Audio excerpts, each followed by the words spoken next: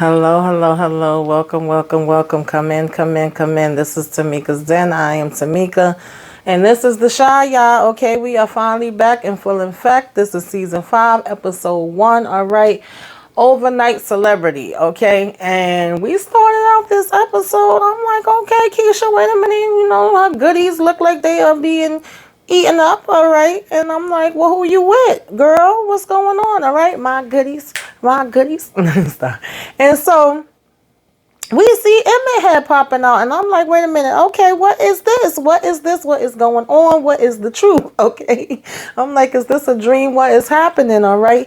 And so then we move on and we seeing Kevin smoking. I'm like, oh, it's like that. You just chilling and smoking in the room. And we seeing, Lene over here playing the game. And so then Dre comes and she's like, now, why is it that it's a problem and every daggone day y'all seem to be getting some enjoyment out of being, late for school, chop, chop. And he had to hold that smoke in and then let it out and cough when she walked away. So I'm like, all right, I see y'all in here. They both had to laugh playing games. And so we see that this is a dream that Emmett is having, okay, and Tiff come and wake him up out that dream and like, hey, rise, rise, rise, okay, I'm up out of here, I'm about to go head over to my mom's. And so apparently she's packing up, taking the son with her, okay, and going to her mom's house to stay for a while because she needs to figure things out. What she needs to figure out, I don't know, okay? And so, of course, he's like, yo, this is some bullshit. Then she gonna tell him, I hope you was dreaming about me, because she see he getting that morning rise on in other areas, all right? And so basically we then, have the kids there, Jake is dropping off Gemma. They going on and on about, fitting in and being in a diverse, community and how they can make it in this dominant, white world. And Papa's basically like, who said that? All right. Who said they was the majority? And so he's also letting them know that if they have been listening to his daggone podcast and getting his newsletters and stuff like that, then they would know what the real deal is, because he been breaking it down. And Jake is asking her, is she going to be there later, because he got this varsity basketball tryout. And she's like, wait, that's today? Saying that she got all this stuff she got to do. And they was like, he only been talking about it all week, okay? So how the heck you ain't know about it? But she tells him she's going to be there, but she will be getting there late. So when she get out the car, Kev jumps from the back seat and he gets in the front. And Papa talking about, can't we get some Mary or something like that going on? And they like, oh, hell no. And he is also looking at Lene like, well, aren't you, And Kev pretty much like brother and sister. She was like, I guess, why? He was like, well, girl, because I'm not blind, okay? I see you. And she told him, close your eyes. I like her. And so, she basically shut him down quick, fast, and in a hurry. And then we had, this damn guy beating the hell out this other guy, pounding him, and everybody's just standing around, including all these daggone adults, filming it. Everybody got their phones out. So Tracy is walking and she's coming in, and she and another lady's the ones that end up running over there to break it up. And then right behind her, Trig and Rashad basically end up breaking it up, getting them in the, office there. And they saying to them, y'all don't own these damn streets. Y'all fighting over streets y'all don't own. Like, what the hell are y'all doing? And so they tell them that they want them to go ahead and volunteer there at the center, and I ain't gonna be volunteering. But Tracy was like, nah, no thank you, I don't want them here. And he was like, well, this is a part of what this is supposed to be here for. They need to go ahead and contribute back or whatever. They telling them to apologize to her, for them fighting in the first place or whatever. And they like, we expect to see you back here. And so she's letting them know that this Bakari kid is the one that killed, that, what was his name, y'all? It's been a minute. So Ronnie, and they like, you sure? She was like, when I looked up, I saw him there. Like, I would never forget that face. So they still basically were like, damn, I didn't know that. And here go Rashad, I didn't think he had it in him. And he was like, this is not, she tells him, this is not nothing, to joke about. He was like, nah, I'm not, trying to joke or whatever. And so again, they're having this argument because she feels one way about it, like, yo, they lost, they murderers, they ain't about nothing.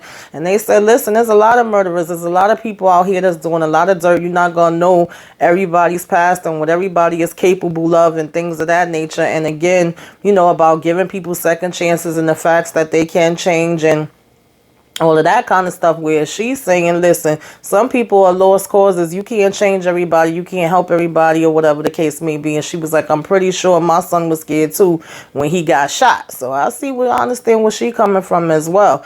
And so basically he was like, I'm sure he was, and I'm sorry about that. But at the end of the day, he still feel the way that he feels. So they are just like on two opposite sides of the coin, because he was like, this is, our neighborhood. This is the people that's here.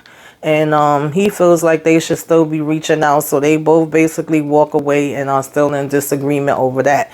We have Tiff show up at her mom's house, and she like, yo, why you got so many bags? That would be me, honey. She was like, I thought you was only here for a few nights. She was like, no, I never said that. She was like, well, what's going on between you and Emmett? She like, nothing. She was like, look, I don't know how the hell you got married and thought an open marriage was gonna work. That was dumb in the first daggone place. Who the heck gets married? You know what I'm saying? So they could be able to fuck everybody. So she was like, Ma, please watch your language. She was like, I'm sure he heard much worse in your house. So she was like, why this baby ain't got no coat on, okay? He gonna get pneumonia and die. That's a black mother for you. And she was like, Ma, please. She was like, words have power. She said, girl, if words had power, then your damn daddy would still be here and you wouldn't have been pregnant at 16. I like her mother.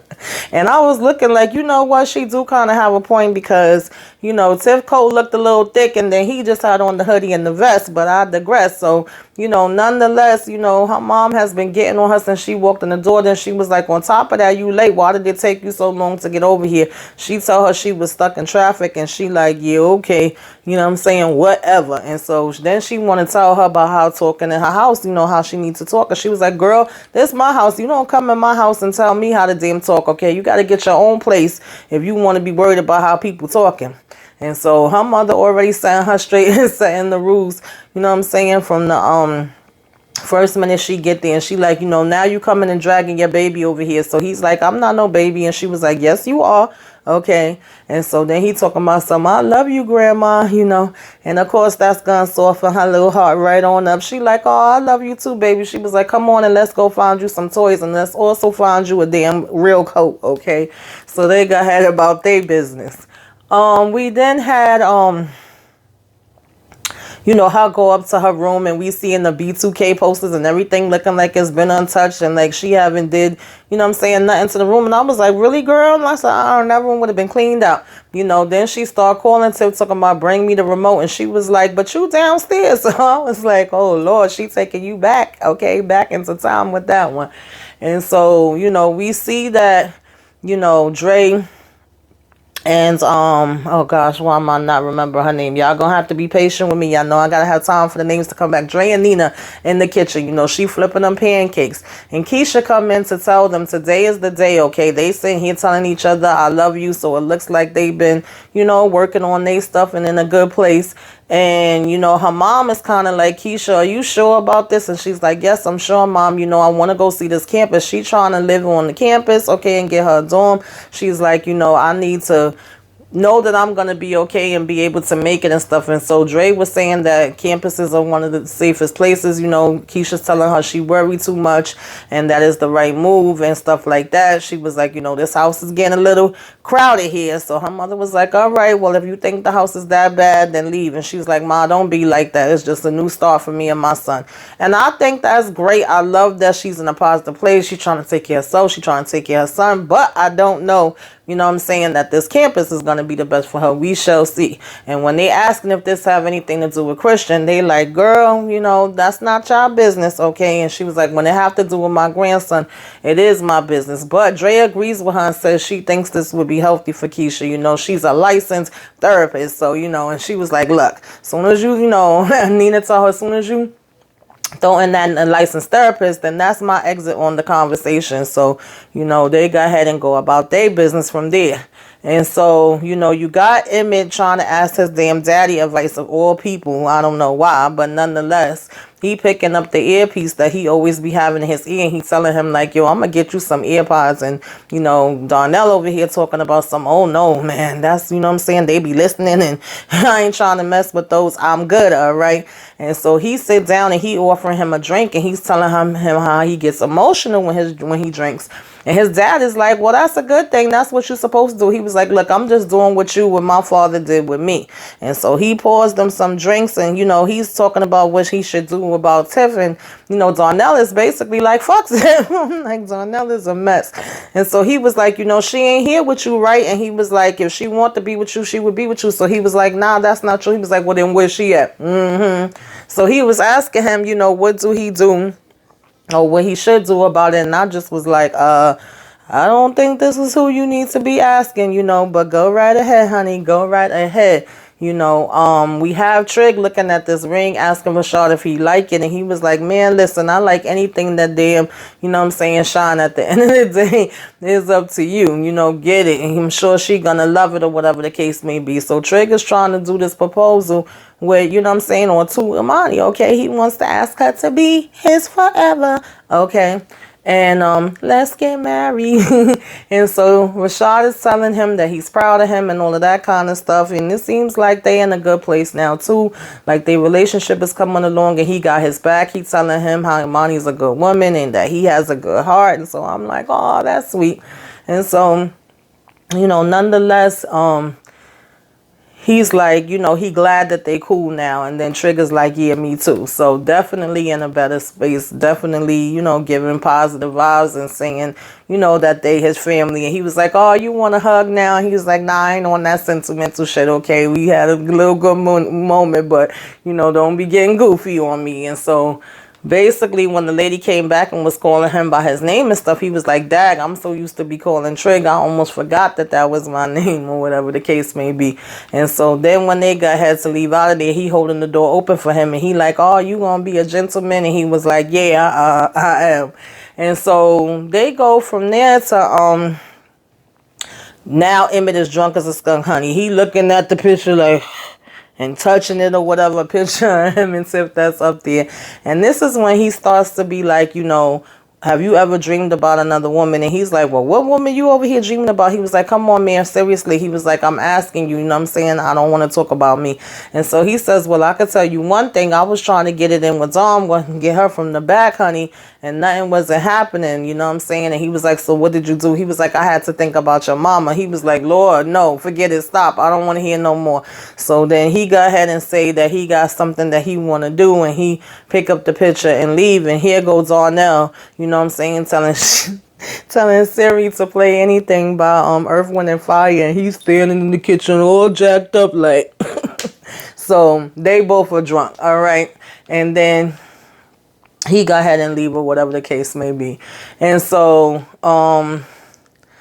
we then had him go by Tiff's mom's house, and he's busy throwing up outside. She comes out like, boy, what are you doing? What the heck is going on? His son like, ew.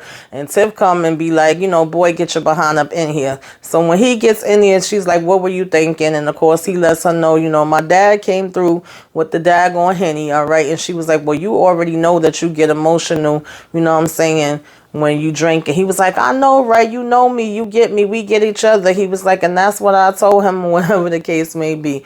And so he was like, I just still want us to make it. I want us to work. He's trying to put his pleas and, his feelings and himself out there and let her know that he wants her to come back home. They need to get back together. You could tell by her body language and the fact that her arms is all folded up that she not trying to be around him like that no more. He's saying that he wants her and EJ to be his family. That's what he's been praying for. And she was like, he tells her he's begging her, but she's more so feeling like, listen, I feel like I've been running after you my whole daggone life, and then when I finally did get you and I got to marry you, what I'm saying, it wasn't what I thought it was supposed to be. I wasn't happy. I'm not happy, and we both know that. Her mother trying to yell stuff and talk mess from the room or wherever the heck she was at, and he's like, can I talk with her for a minute? And she tells her mom to stop too, and she's saying she needs time, and when he's like, time for what? She's like, to figure out my life. At this point, when you say something like that, you already know what it is. It's really not nothing for you to figure out. But she basically says, like I said, that she really feels like all she ever wanted to be his wife, and then when she got it, it wasn't right. He's saying he was scared, but he's not anymore. He's ready to commit and be fully, all in. And then she turns and says, that because he was like, after they got married, it made sense to him, and he wanted to be real with her, and that's why he told her about Dom. And she was like, well, I'm being real with you too. I don't think I want to be your wife anymore. So at the end of the day, she's saying she trying to figure stuff out. It's really not that she's trying to figure it out. She already know what she want, and that is not you. Okay, so Emmett might have to go ahead and move on along. And so then we get Jada and her boo. Like I said, they look like they got a nice little vibe going on, but now he getting serious about her, right? She giving him props for how he bringing them flowers back to life, taking good care of them, showering them with love, and it's making them grow. And so he come hitting her with, what do you think about us living together? She was like, I don't know, actually, I never thought about it. So he was in his feelings like, oh, you never even thought about it? She's like, no, I'm just saying things have been good between us, so I didn't see any reason why we would. And so she's basically like, she gonna go ahead and take this shower, right? And he was like, she says to him, let me think about it. So he was like, yeah, you always staying good in the shower. When he gives her a kiss.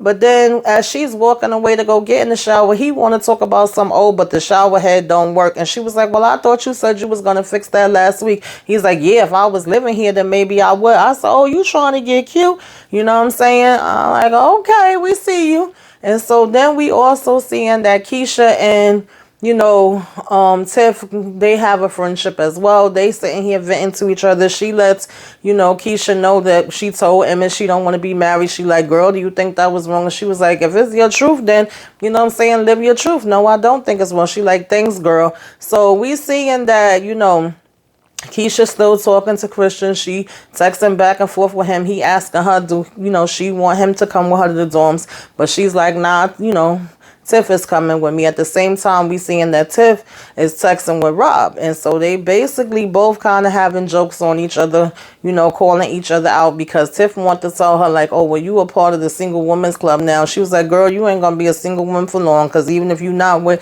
Emmett, you probably going to be over there with Rob or whoever else too. And she's like, girl, mind your business. And then she want to get on Keisha about, oh, well, you with this nice guy. He seems a little weird. He's a bit too much and da. She was like, nah, he is a good man though, and he's been good to me. And she was like, well, if that's the case, then why you not with him, or why you not trying to be with him? And so basically she said he was the soft place that she needed after she went through. And she was like, I'm glad you had that, and you deserve to have that. And so then we get, Jake game. Jake did not do good at all, honey. First, I thought he was doing okay, but Jake was falling all over the place. He was a hot mess, and the coach told him that, he was not going to make the team. His friends was all sitting there like, was he always this bad? So Gemma get there. She get there late. She got her little cake. She going to follow behind him or whatever.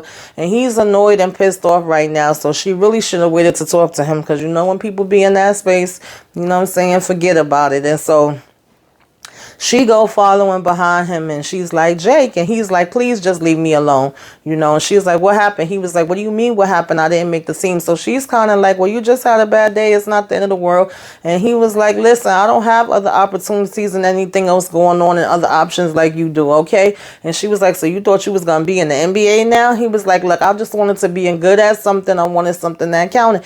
And she was like, well, you could be good at other things, but like I said, in the headspace that he's in right now, he don't care about that. He don't hear what she's saying. She tries to give him this cake, and he was like, I don't want this shit. She didn't want that shit.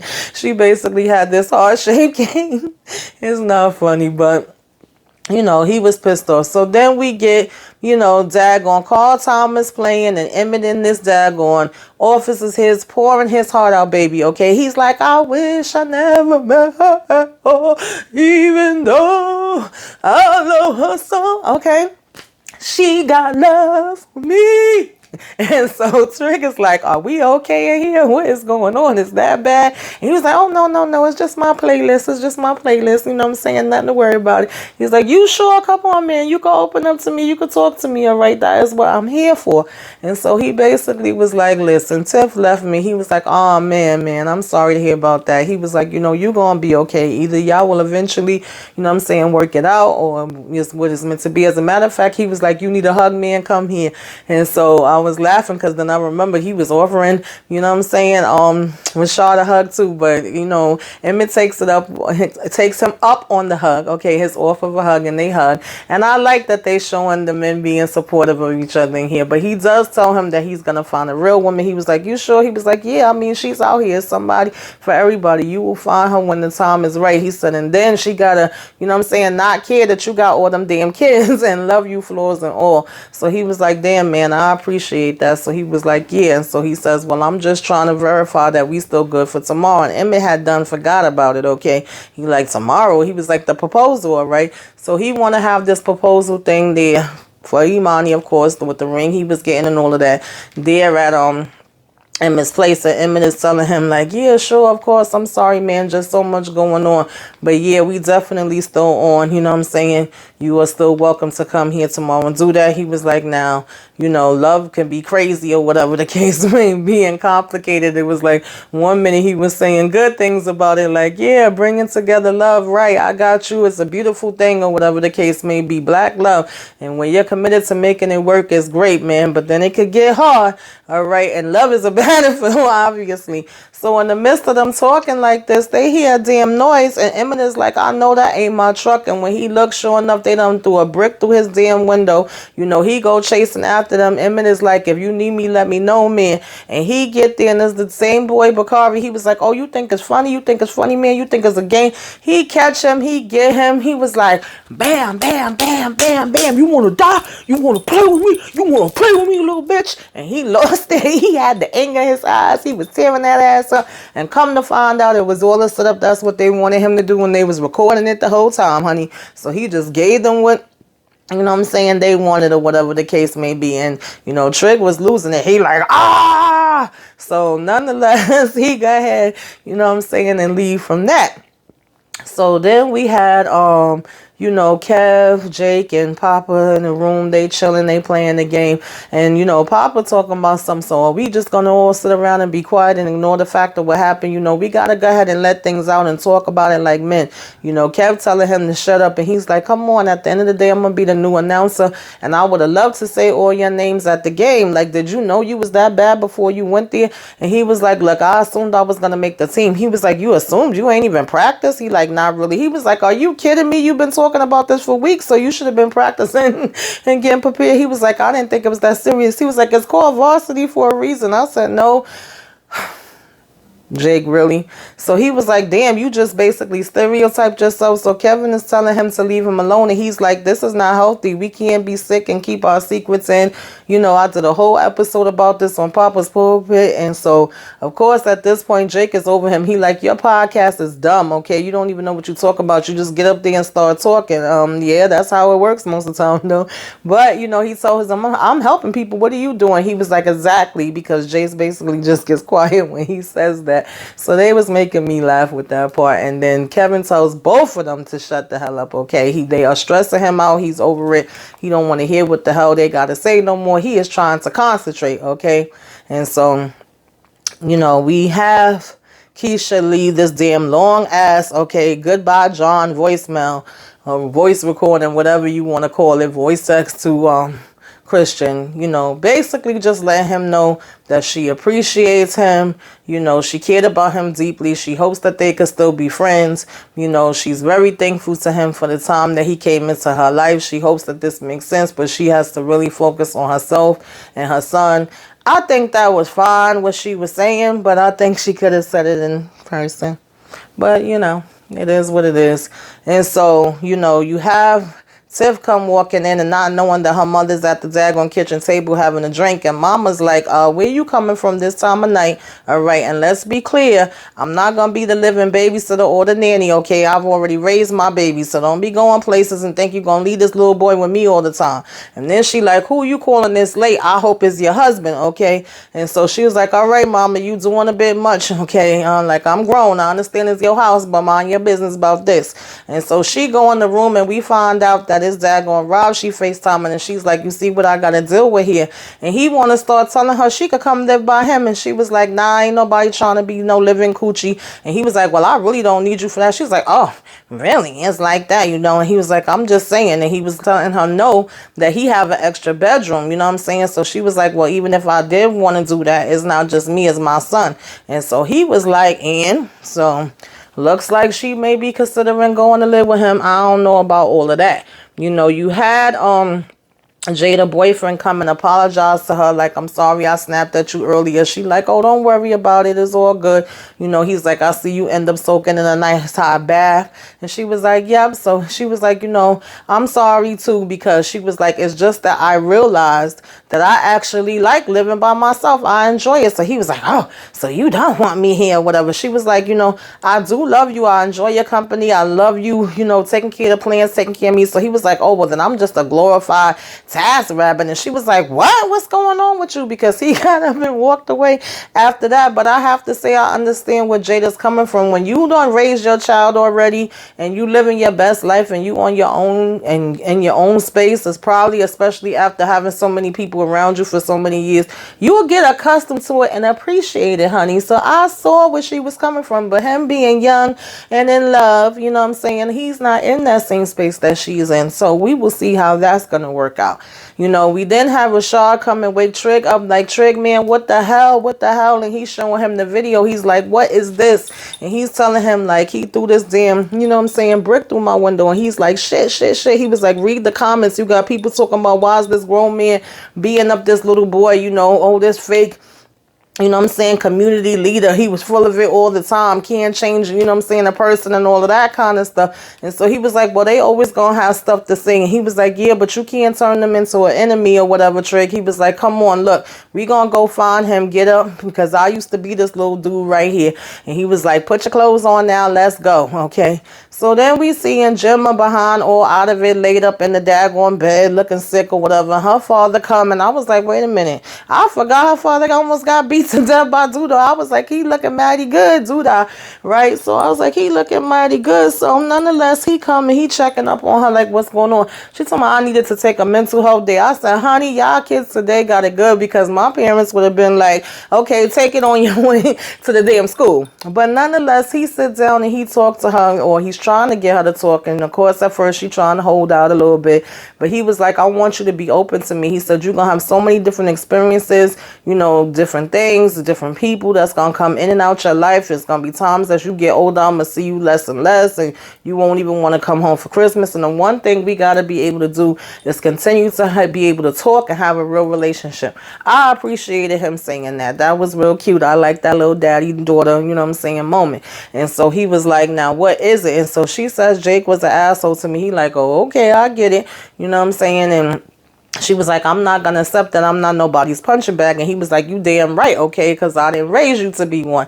And so he was like, well, most boys his age are, you know, at the end of the day, y'all young. Like, you know what I'm saying? I know you feel like this is going to be the rest of your life, but it's really not. And so she's talking about, well, it's just making me feel like, you know what I'm saying, I wonder if I should have stayed with Kevin. And I'm like, no, girl, it don't make you feel that way, okay? Don't worry about Kevin. Don't think about Kevin. Do not say his name. So her father tells her, you know, don't do that or whatever, because you have one bad moment, that don't mean it's the end of the world. No relationship is perfect, and at this point y'all just practicing right now anyway, because y'all kids, okay?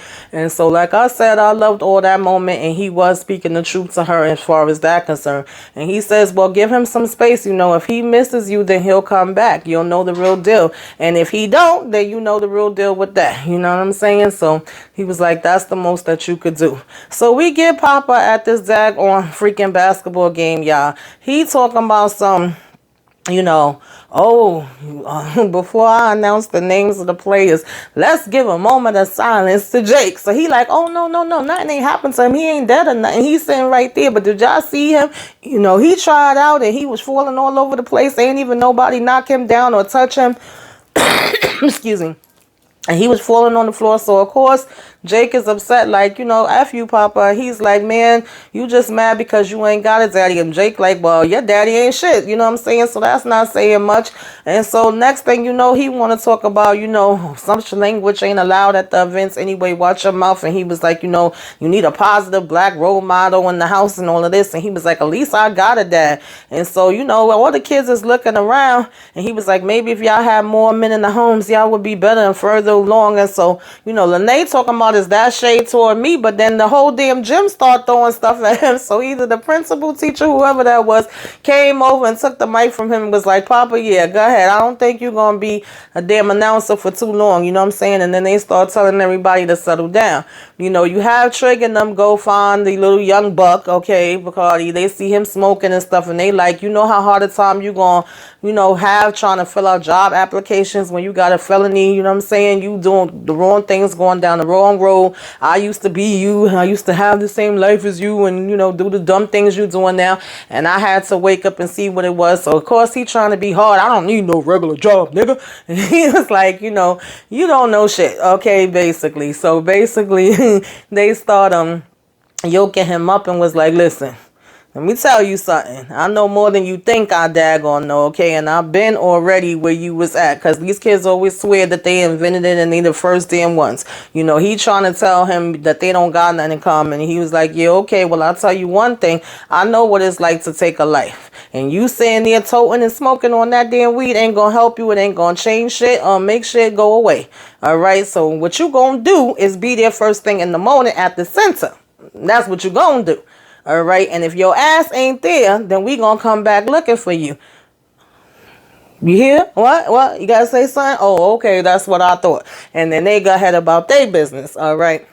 And so, we then had Darnell come and fix, Miss Jada's shower, honey. And he put some extra touches on it so that when she want to take a sensual shower, she can. All right. And it has that reach and, adjusted the water pressure and all that. So they start kissing and she has to be like, wait. She was like, we got other people. We cannot do this. Okay. We are in relationships. And he was like, man, fuck them kids. I can't with Darnell. And she was like, Suede is not a kid. He was like, well, he ain't much older than Emmett. She was like, and what about you with Dom? He was like, honey, hold on, wait a minute. You want me to hit up Don? I can hit up Don. She's like, no, don't do that. Wait. She was like, come on now. She's like, don't do that. All right. And so he was like, look, Jada, I really feel like you was the one that got away. I said, Darnell, honey, she probably was. I believe it. But she tells him, you know what? You should go.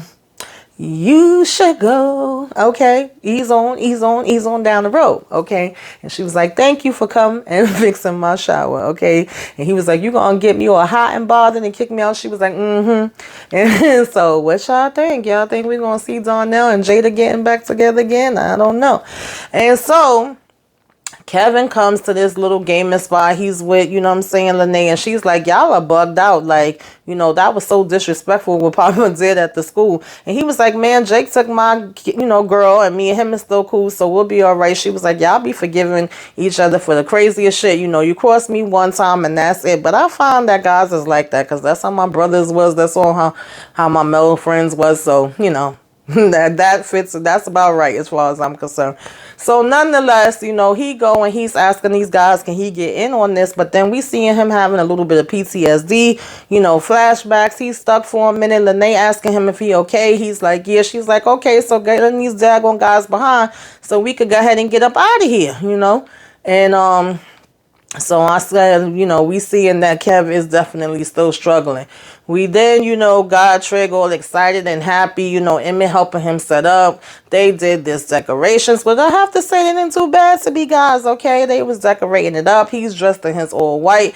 They got, the food and all that, the music ready. We seeing Keisha finally did get a reply back from Christian. And bottom line, he tells her, it took me a little minute to get back to you because I had to go ahead and get myself together. And I kind of wanted, to make you wait. All right. He didn't really want to face reality. But at the end of the day, when it's all said and done, he knows that people always think that he's strange because he's the good guy. Good guys usually finish last, and they want to put them in a box and, make them seem to be a certain way. And so when it's all said and done, he's very thankful to her for just accepting him as he was, corny and weird or whatever it may be. She took him for everything that he was and who he was, accepted him, and he appreciates the time he got to spend with her. And he was like, he would never ask anybody to put their education, to the side for him and not do what they need to do for themselves. So when it's all said and done, he wishes her the best, and he wants her to be able to accept the next good guy that comes in and not, not take them or be good to them or see them or appreciate them because of other things that, happened to her previously, and to give, the baby a kiss for him. And that he's going to probably grow up to be a good guy one day too. So that was cute. And I'm like, oh, poor Christian. Okay. And so, we have Tiff. She took her raggedy behind with her child over there to damn Rob house, honey. And I just don't think that was a good idea. I don't think it's a good idea at all. That is too fast for me. Y'all really did not know each other than you coming over there and doing little booty calls from time to time. He talking about some, hey, welcome, and hey, little man, and you can stay here for as long as you want. I do not trust it. I know Emmett is going to be really pissed off about that. It's one thing for you to be like you was going to be staying at your mama house. It's a whole nother thing that you done took his daggone son. Well, it's y'all son. But over there to the guy house, that's a bit much for me. Y'all put in the comments and tell me how y'all feel. Never know. Maybe they going to surprise us. Maybe it's all going to work out, but I don't like it. So, we then get Trig where he's thinking they about to go ahead and walk in. So they like, yo, everybody get your places. You know what I'm saying? Emmett is telling him he clean, he ready to get down on his daggone knee and be waiting. They doing this slow motion with the person walking in. And I'm already saying from the back, that looked too big to be Imani. But nonetheless, he on the ground with the thing open, just the smiling up, everybody else smiling on the sides. And no Imani walking in. He waiting, his smile turned to a frown, and he like, well, what the hell is going on? And homegirl talking about, well, she seen the tape of you beating up that kid, and she gonna go ahead and spend a little bit more time and stay there with her mama or whatever the case may be. She says she need a little bit more time. She stayed in St. Louis, and he was like, I don't understand why. And she was like, so he's like, well, I guess, the celebration is over and this ain't going to be no daggone, engagement. He was like, she couldn't tell me this in person. And he was like, she tells him, I'm sorry, Trig. So Rashad was like, nah, it's still a party. We still going to, things didn't go as planned, but it's okay. And we all still here, and God works in mysterious ways. He trying to be positive and still hold his head up. So he was like, we still could celebrate tonight because we could celebrate the fact that we alive. I don't see nothing wrong with that. He was like, come on, we got plenty of celebrate. We all here together. So he was like, we going to keep this party going. Look, DJ put on that percolator or that cupid shuffle or something, and let's turn up. But of course, Trig is brokenhearted right now. And I'm like, really, Imani? I call that some daggone weak writing right there, because you going to tell me you ain't call him? You gonna tell me you don't know Trig and you don't know what he would do, and that he went and do something like that just randomly for no daggone reason? And you gonna tell me that this is the same kid that I remember you even had an issue with, if I'm not mistaken, last season. But now you gonna stay at your mama house extra time because this happened? That's what's gonna happen? Oh, okay. So I guess, we knew she wasn't coming back anyway, but I'm just saying. I guess Trig, is going to move on with his life, and other things is going to happen for him, just like what he was telling Emmett. So we get to the end of the episode, and Tracy's sitting on the couch, and she watching Waiting to Exhale, okay, and sipping on some wine, and she hearing a knock at the door. So she go ahead to see who the heck it is, knocking at the door at this time of night. And she go ahead and get up, and she go and open the door, and who other than Q is standing there. And she like, huh? And I'm like, huh? And so, she looked like she must have had that feeling like it was going to be some bad stuff or something, because she hesitated before she even opened it. And then she like, what the fuck you doing here? And he like, I came to finish what I started. And then we see another head coming around the corner after some dramatic music. And it's Otis, a.k.a. Duda. And she like, what the hell you doing here? And he like, I came back for you. That's how it ended, y'all. So I don't know what y'all think. Put it all in the comments. Put it all in the comments. Let's discuss. Let's discuss. Let's discuss. Okay. Give me a wave. Let me know you came by. Put those fire emojis in the sky. All right. Like, share, subscribe if you are so inclined. Till next time. Toodaloo.